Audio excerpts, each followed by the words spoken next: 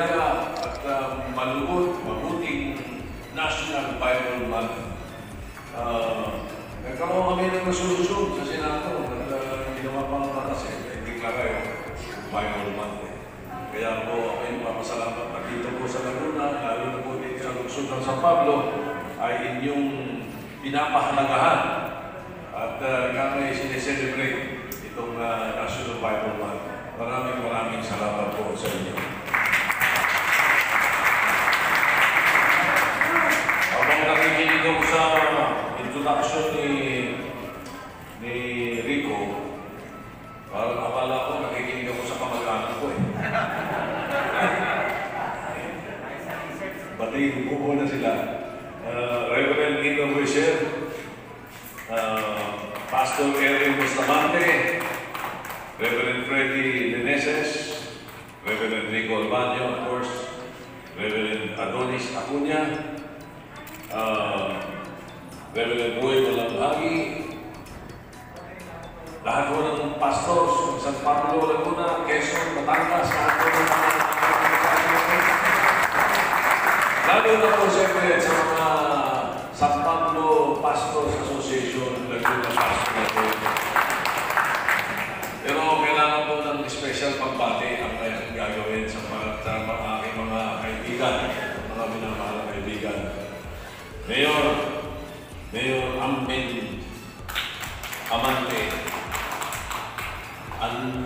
Ang totoo niyan, hindi kami kasabay. Nasabayan kami ng konti, pero ang talagang kasangga ko, yung tatay niya. Ito kayo ngayon eh, Vicente rin yun eh. Vicente rin eh, ito kayo ngayon, tumaraw pa. Kasi nung ako yung una tumakbong vice mayor, magkakapartito kami. Ako po'y PDP laban. Kami nila pipingkuhan ko, kaya si Vic Amante, kasang-kasangga namin nung araw yun. Tumakbo ko noong 1992. Nagtataka sila, paano ko nag-number mo sa Laguna? Lalo na dito sa San Pablo. Eh, siyempre, kasangga po natin kapartito natin dyan. Pakibati mo po ako ngayon. Ang hindi ko lang maintindihan, bakit naging mas magaling ka sa tatay mo?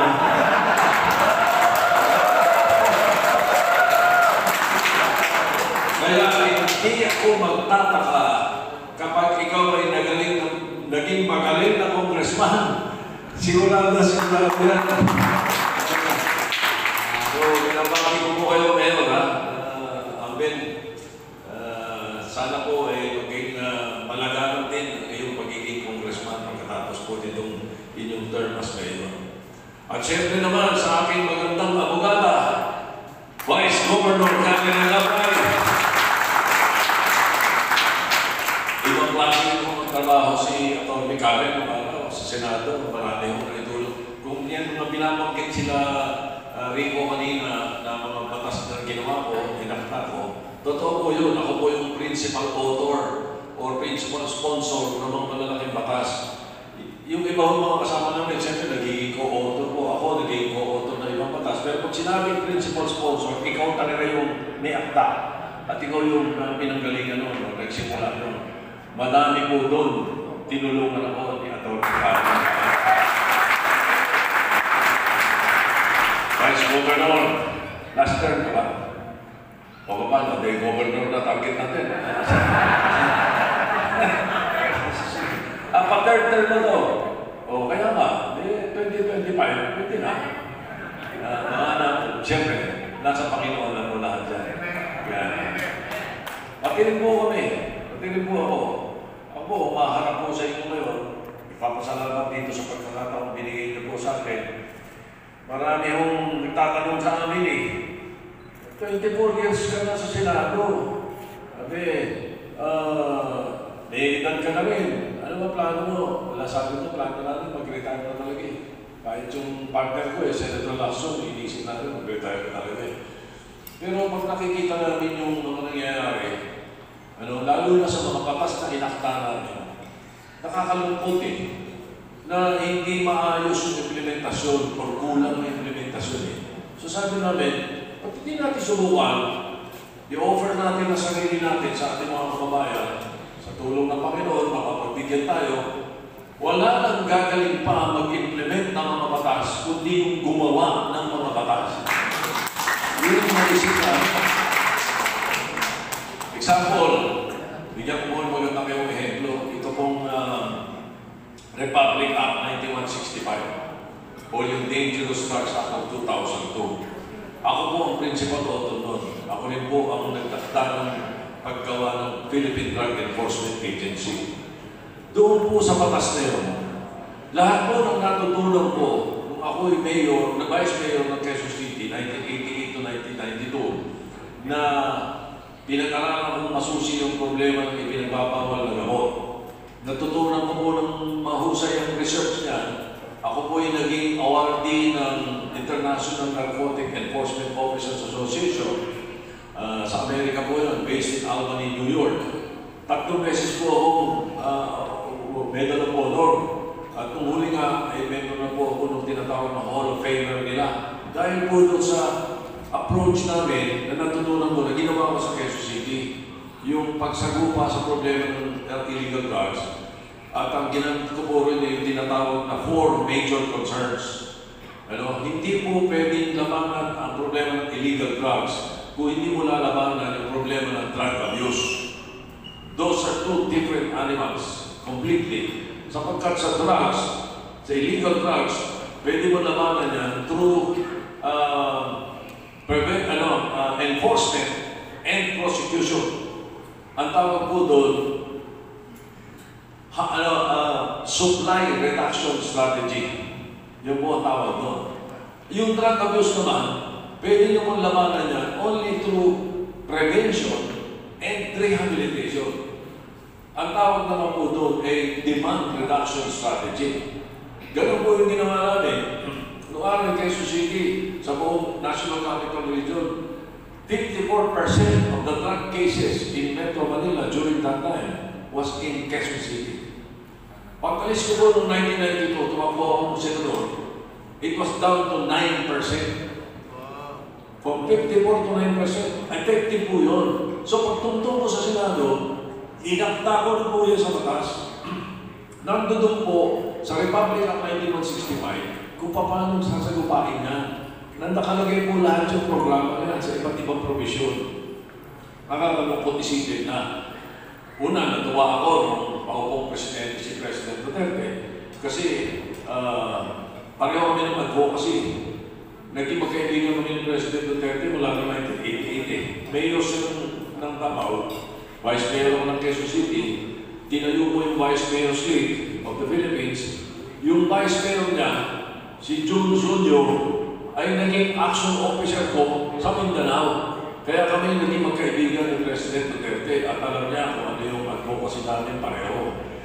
So, natutuwa ako na maging presidente siya sapagkat bagamat hindi kami ang magkasama noon, ako'y naki-Grace Paul noon noong 2016 Pero, natuwa ako sapagkat talagang sasagupain niya yung problema ng illegal drugs. Ang problema lang, na-concentrate sa enforcement. Na-concentrate mo sa tokham, sa tinarget yung mga pusher. Totoo po yun, dalman dapat targetin yung mga pusher. Pero, siguro, yung jail the pusher. Diba? Yan ang attitude namin ng araw eh. Jail the pusher. Save the user. Ganun yung target na dapat eh. But anyway, tinarget nila yung mga pusher. Maraming nakachinelas na napatay. Di ba ba? Iilan lang yung mga naka-Louis Vuitton na napatay. Mas maraming nakachinelas. Tapos, nakalimutan yung prevention and rehabilitation. Kasi naman, alam niyo po yung rehabilitation, dapat yan nakasalalay sa DOH. DOH talaga dapat ang nagpapatakbo niyan eh. Kasi yun po yung nakalagay doon sa batas na inagtao. Masyadong naging busy yung DOH. Napasukan pa ng pandemic. Masyadong na-concentrate sa formalin.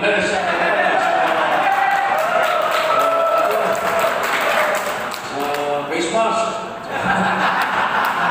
Face shield. Kaya, di ba? Wala naman ang rehabilitation. Kaya you will never solve the problem of illegal drugs solve the problem of drug abuse.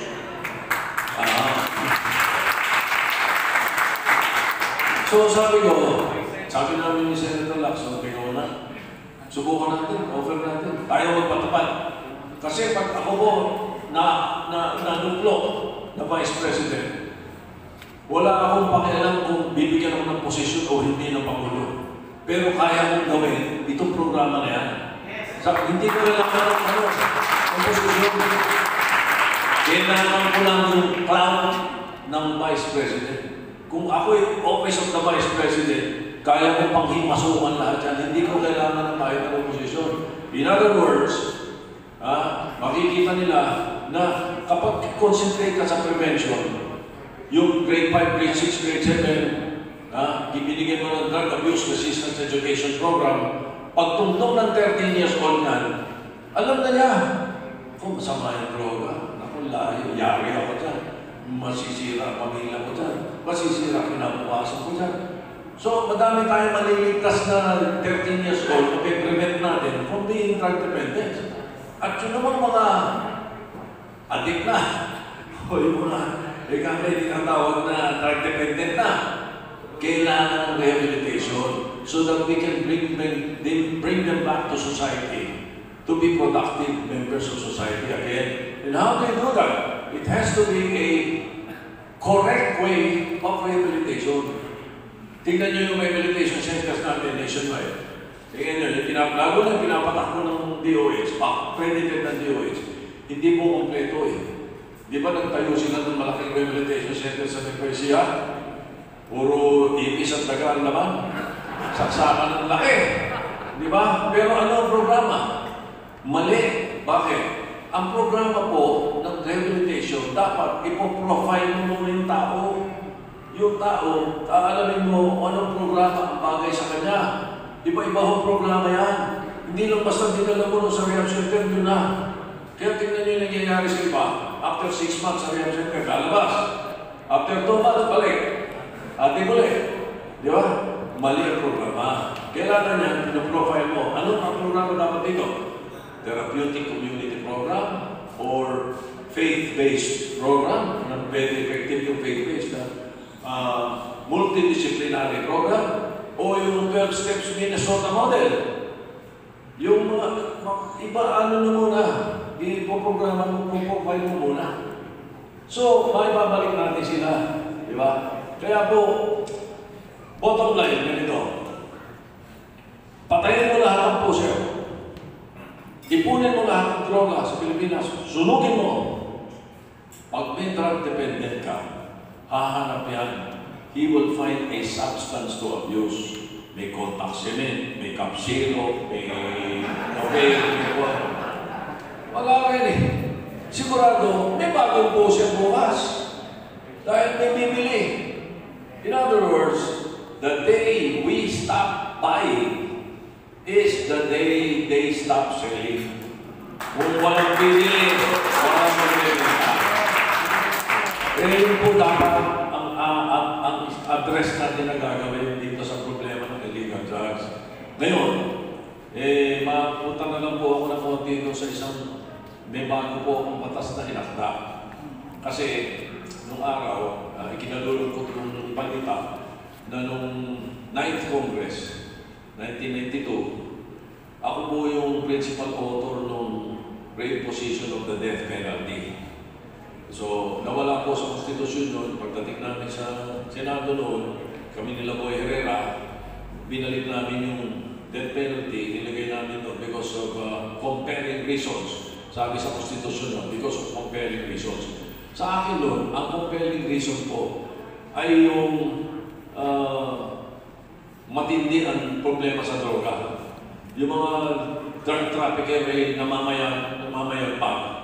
Kaya ako pinasok po yun. Kaso, nung pinag-uusapan namin yung nadagdagan na, nasama yung plunder, nasama yung mga kriminal na ibalik. Pagdating ng 2005, nireveal yung Kongreso noon. Wala na ako doon sa Kongreso noon, yung 2005. Hanggang 2004 lang yung una kong first 2 years, then first 12 years ko. So, nireveal yun. Ngayon, pagbalik namin sa Senado nitong 2010, kahit si Senator Manny Pacquiao, di ba?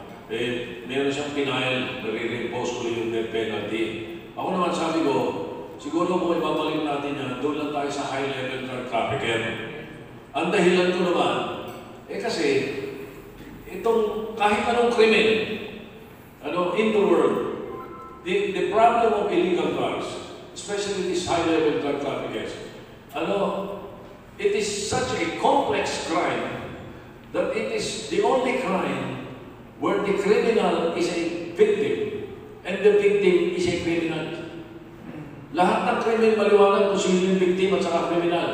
Pero ito, gumagamit ka, tumitira ka, criminal ka, you are committing a crime, but you are a victim.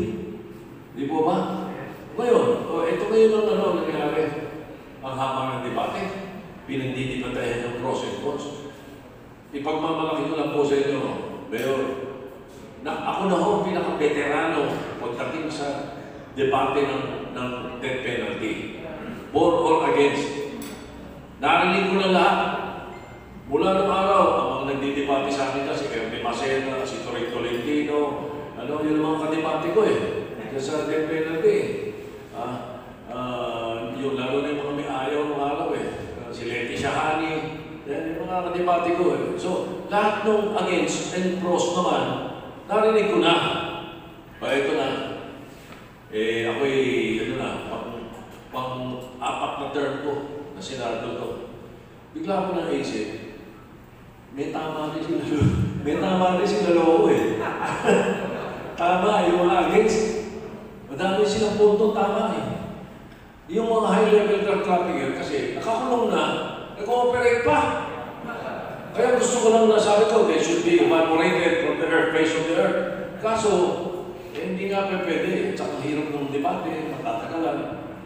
May naisip ako. Final ko po yung isang batas na ngayon pinasa ng Senado, inatak ng Kongreso, hinihintay na lang po ang pirma ng Presidente. Alam niyo po yung batas ko. Ito yung establishing a national penitentiary for high-level drug traffickers and heinous criminals. Ihiwalay natin sila. Ayaw nyo ng death penalty? Pwede. Huwag na. Sige.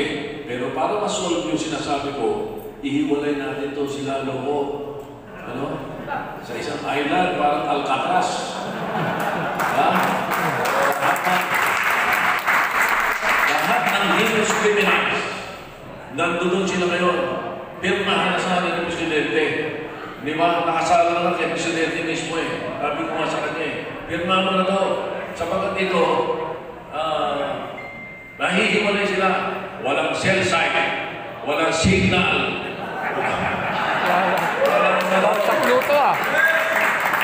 Si Governor Alvarez ng Palawan, kausap ko na. Sabi ko kasi pumapalag yung mga board member niya. Bakit dito ka lang kaya? Hindi, sabi ko, island Kaya wala Sabi ni Governor Alvarez, hindi, nabigyan ka ng island. Sabi niya, meron na. Ipapakita natin kay Presidente. Sige, gako. Doon, malayo. Malapit doon sa West Philippine Sea. Sabi ni Governor Alvarez, kaya kung pag nilusot tayo China, sinabang na. Wala, sabi ko, ikaw, Governor, sabi ko, baka makakatakas siya mo yan. Alam mo yung Alcatraz, hindi kayang languyin. Sabi ko, hindi kayang languyin yan. Sabi niya, hindi kayang languyin. Tsaka bato-bato, sabi niya. May mga pating ba? sabi sa akin, pag wala, nalagyan ko. Magaling din si Governor. Anyway, eto ngayon, ang kombinasyon po niyan, na pag nagkaroon tayo ng magandang pagkakataon, pag binigay po ng Panginoon Diyos na tayo, ay matuloy. Yung pong i-establish sila gano'n, alam niyo ba yung National Believing Prison, yung Muntinlupa? Nakaupo yan sa 300 plus hectares ng prime land. Ang sinabi ko na kay Presidente, payag naman siya, pina-identify na namin ngayon. Gagawin natin yung regional. Aalisin sila dyan Gagawin mo, ngayon muna, Luzon, Visayas, Mindanao. Pero dapat per region. Gagawin mo Luzon, Visayas, Mindanao dahil sa pag-aaral. At ito po yung pag-aaral ko, sinambit ko po ito sa Department of Justice. Ang isang PDL, o yung convict, pag nakulong, oras na hindi na dinadalaw ng pamilya, doon na nasisira ulo. Doon na naging isang bahay. Doon na sumasama sa mga gang, at kung ano na naisipan, pag hindi binibisita ng pamilya. Ito ang nakakulong taga-Sultan Kudarat, taga-Ilocos Norte, ang lalayo, taga-Abra, o kaya ay taga-Negros. Paano bibisitahin ng pamilya, lalo na kung mahirap na? Baka once a year, hindi mabisita eh. Di po ba? So, gawin natin, Luzon, Visayas, Mindanao, identified na saan? Sa Luzon, pwede po doon sa Laur, Nueva Ecija, napakalaki ng lugar doon, na tabi ng kampo. Doon naman sa Visayas, sa Capiz, meron din pong malaking kampo ng PNP na napakalawak na pwedeng gawin. At sa Mindanao, doon po sa Davao Penal Colony, i-upgrade lang. Aalisin natin ito sa Muntinlupa. Alam niyo po ba kung magkano ang mapupuntang pera sa gobyerno kapag inalis ang bilibid doon sa Muntinlupa? Mahigit pong 3 trilyon ang halaga. Pwede po natin gawin yung University Belt. Di ba? Kaya, imbis na po, tinino, nagtatakasan pa. Di ba? Natatakas yung mga nakatira sa paligid, hindi nakakatakas. Ang mga nakatira, puro PDL eh. Hindi mo ba? So, ito ang solusyon na nakita ko. So, magkasundo na tayo. Hindi na ako pabor sa death penalty, pero may solusyon ako ibinigay. Yun ang mahalaga sa akin. Isa po yun, marami pong yun mga dahilan kung bakit po naisipan namin na sabi ko, sige, baka sakali, pag ayaw naman sa atin ng mga kababayan natin, magpiritan tayo. Dali naman kami kausap eh. Marami pong salamat sa pagkakataon nito. Baka kaya meron mo, kung gusto niyo ng open forum, pwede pa rin po. Baka mayroon pa yung dapat mapag-usapan tayo. Maraming salamat sa pagkakataon na ito.